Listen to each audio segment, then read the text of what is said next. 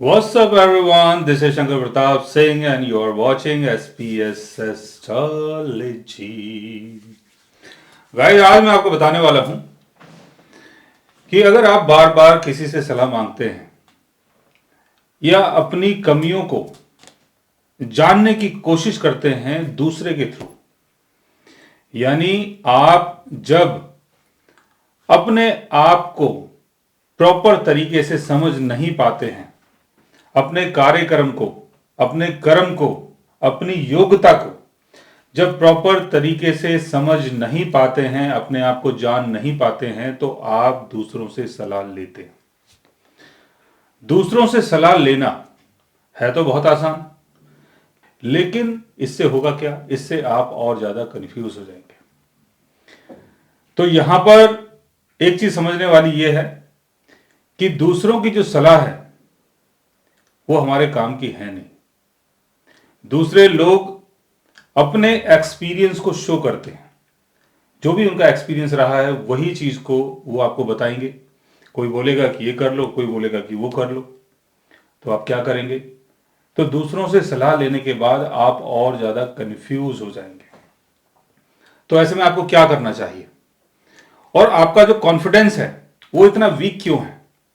आप कोई भी काम कर क्यों नहीं पाते, कोई भी डिसीजन ले क्यों नहीं पाते?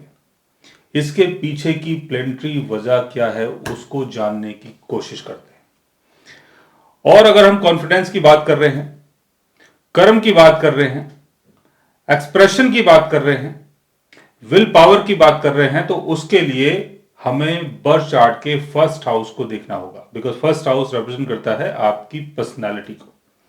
दूसरा, सन को देखना होगा। सन आपका कॉन्फिडेंस, और आपके मून को भी देखना होगा, बिकॉज मून क्या है? आपका माइंड है। अगर आपका दिमाग इधर उधर हो रहा है, तब भी आप चीजों को प्रॉपर तरीके से नहीं कर पाएंगे। तो चलते हैं बोर्ड की तरफ और समझने की कोशिश करते हैं कि एक्चुअल में कहानी है क्या। तो ये आपका लगन चार्ट, मून चार्ट, चलित चार्ट, तीनों चार्ट से आप देख सकते हैं।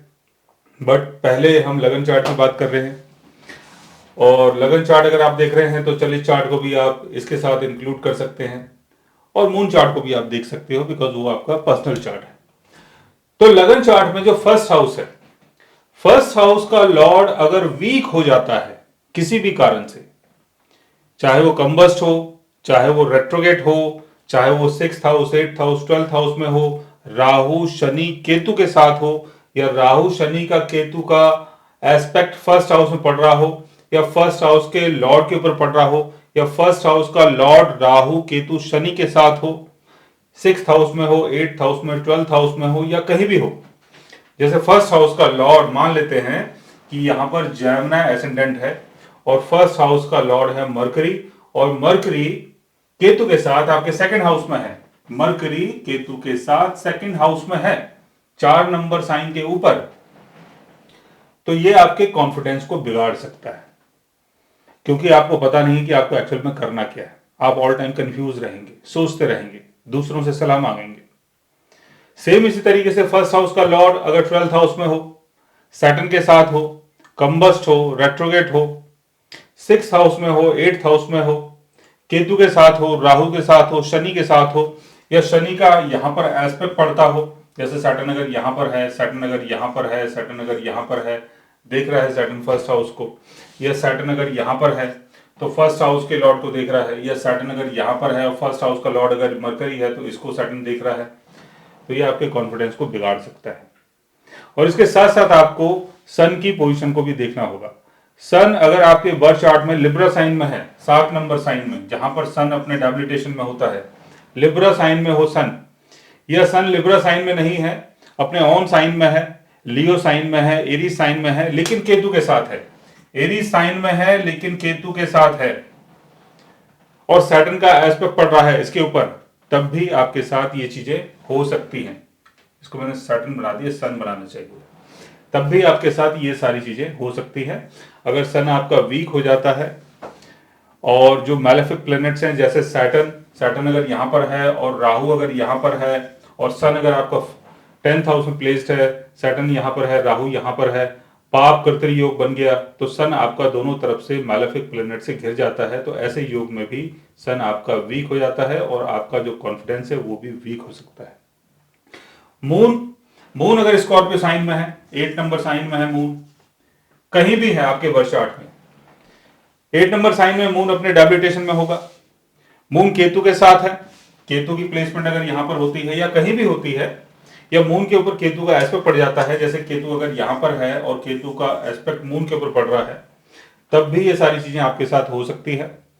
मून की प्लेसमेंट कहीं भी हो सकती है, मून अगर स्कॉर्पियो साइन में है और केतु उसको देख रहा है, या केतु मून के साथ है, या सैटर्न केतु दोनों मून के साथ हैं, या सैटर्न केतु का एस्पेक्ट मून के ऊपर पड़ रहा है, तब भी ये प्रॉब्लम आपके साथ हो सकती है। मून अगर अपने एक्सिलरेशन में है, मून अगर टॉरस साइन में है, मून अगर टॉरस साइन में है, मून टॉरस 2 नंबर साइन के ऊपर अगर मून है और सैटर्न के साथ है, या सैटर्न का एस्पेक्ट पड़ रहा है, या केतु का एस्पेक्ट पड़ रहा है, तब भी आपको ये सारी प्रॉब्लम हो सकती है कि आपका जो डिसीजन है वो आप हो सकता है प्रॉपर तरीके से ना ले पाए। और अगर आप डिसीजन नहीं ले पा रहे हैं तो जीवन में आपको सक्सेस कैसे मिलेगी? पैसा चाहे आपके पास कितना हो, नाम चाहे कितना हो, फैमिली सपोर्ट चाहे कितनी हो, कितने आप हैंडसम हैं, कितने आप देखने में गुड लुकिंग हैं, कुछ भी हो सकता है, लेकिन अगर आपका कॉन्फिडेंस लेवल अगर बिगड़ा हुआ है तो जीवन में आपको सक्सेस नहीं मिल सकती है।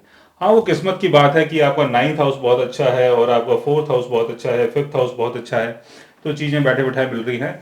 लेकिन कुछ चीज़ें ऐसी होती हैं जिनको हम खुद अपनी मेहनत से हासिल करते हैं और कमाते हैं।